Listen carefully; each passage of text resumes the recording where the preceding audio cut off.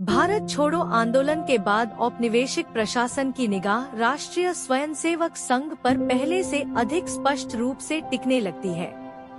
अब तक संघ को एक अनुशासित लेकिन अस्पष्ट सामाजिक संगठन के रूप में देखा जा रहा था, लेकिन आंदोलन के बाद यह अस्पष्टता प्रशासन के लिए असुविधाजनक हो जाती है। ब्रिटिश शासन ऐसे समय में किसी भी संगठित भारतीय समूह को संभावित चुनौती के रूप में देखने लगता है, चाहे वह सक्रिय रूप से आंदोलन में शामिल हो या नहीं।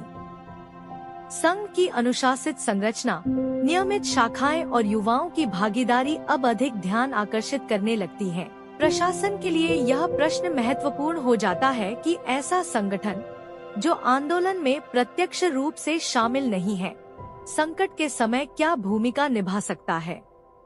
यह संदेह खुला आरोप नहीं था, लेकिन निगरानी का स्तर बढ़ने लगता है।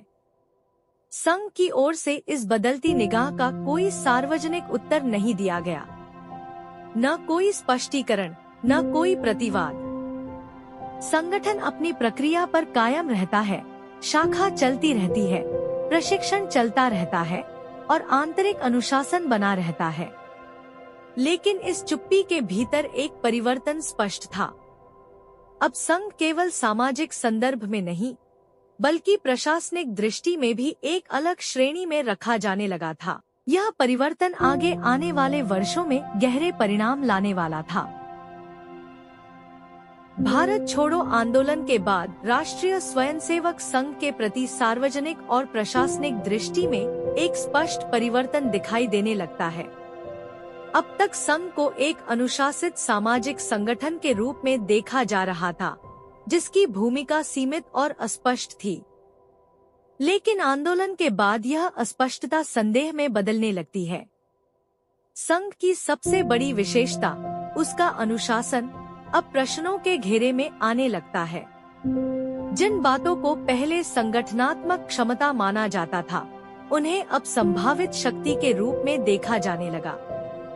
नियमित शाखाएं, युवाओं की संगठित उपस्थिति और स्पष्ट आंतरिक संरचना, ये सभी तत्व नई व्याख्याओं के अधीन आ जाते हैं। यह संदेह किसी एक घटना या वक्तव्य का परिणाम नहीं था। यह उस वातावरण का परिणाम था जहां हर संगठित इकाई को या तो आंदोलन का समर्थक या विरोधी माना जा रहा था। संघ का इन दोनों श्रेणियों में न आना उसे एक अलग और असहज स्थान पर खड़ा कर देता है। महत्वपूर्ण यह है कि संघ ने इस संदेह का उत्तर किसी प्रतिवाद से नहीं दिया। उसने अपने कार्यों को न तो छुपाया और न ही बढ़ा चढ़ाकर प्रस्तुत किया। शाखाएं पहले की तरह चलती रहीं और संगठन ने अपनी प्रक्रिया में कोई दिखावटी परिवर्तन नहीं किया। लेकिन इस मौन के भीतर यह स्पष्ट हो चुका था कि संघ अब केवल सामाजिक संस्था नहीं रहा, वह पहली बार व्यापक रूप से संदेह, निगरानी और व्याख्या का विषय बन चुका था, और यही स्थिति आगे के वर्षों के लिए आधार तैयार करती है। युद्ध के साथ साथ एक और दबाव लगातार बढ़ रहा था। हर संगठन से, हर सार्वजनिक उपस्थिति से यह पूछा जाने लगा कि वह किस पक्ष में खड़ा है। तटस्थता को अब स्वाभाविक नहीं, बल्कि संदिग्ध माना जाने लगा था। राष्ट्रीय स्वयंसेवक संघ के लिए यह दबाव नया नहीं था, लेकिन अब यह अधिक तीव्र हो चुका था। लोग जानना चाहते थे कि संघ आखिर क्या सोचता है। क्या वह ब्रिटिश शासन का विरोध करेगा, या राष्ट्रीय आंदोलनों का समर्थन करेगा, या किसी अन्य दिशा में जाएगा? संघ का उत्तर सरल था, लेकिन उस सरलता में गहराई थी। उसका कहना था कि वह किसी पक्ष की राजनीति में नहीं, बल्कि समाज निर्माण के कार्य में संलग्न है। यह उत्तर राजनीतिक भाषा में स्पष्ट नहीं था, लेकिन संगठन की दृष्टि से यह पूरी तरह स्पष्ट था।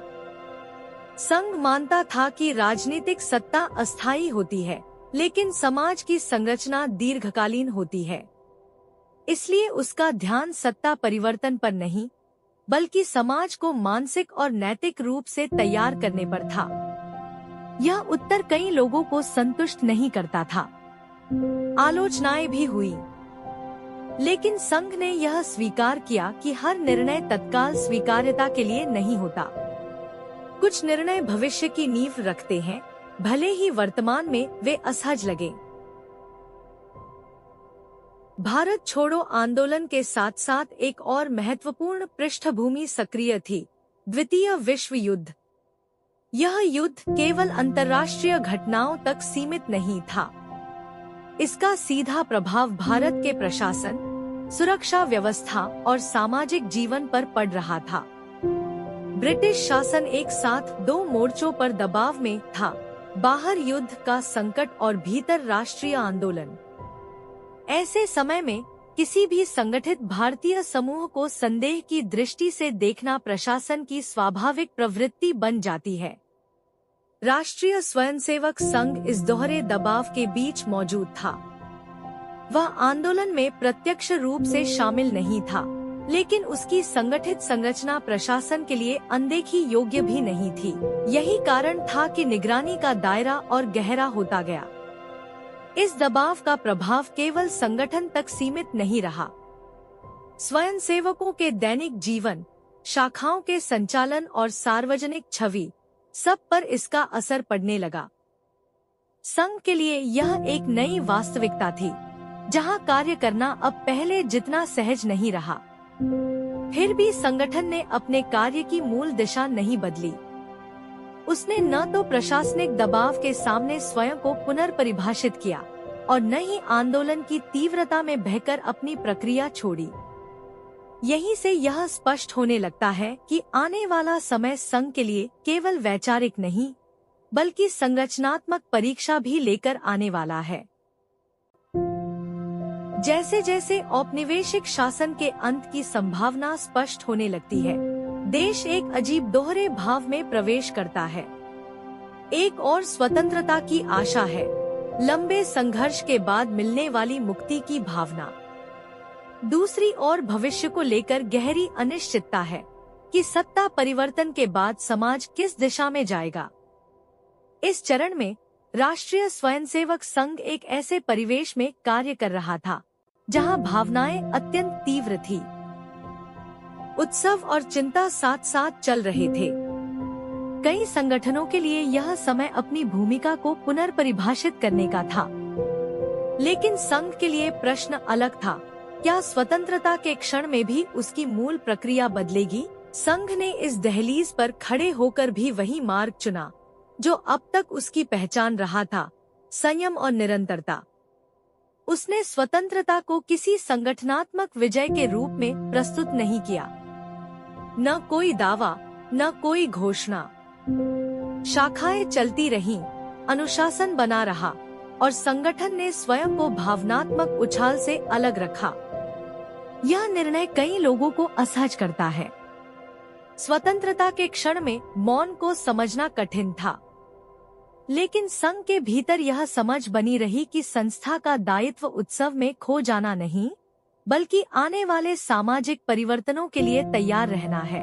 यहीं से यह स्पष्ट होने लगता है कि स्वतंत्रता संघ के लिए अंत नहीं, बल्कि एक नई और अधिक जटिल यात्रा की शुरुआत होने वाली है।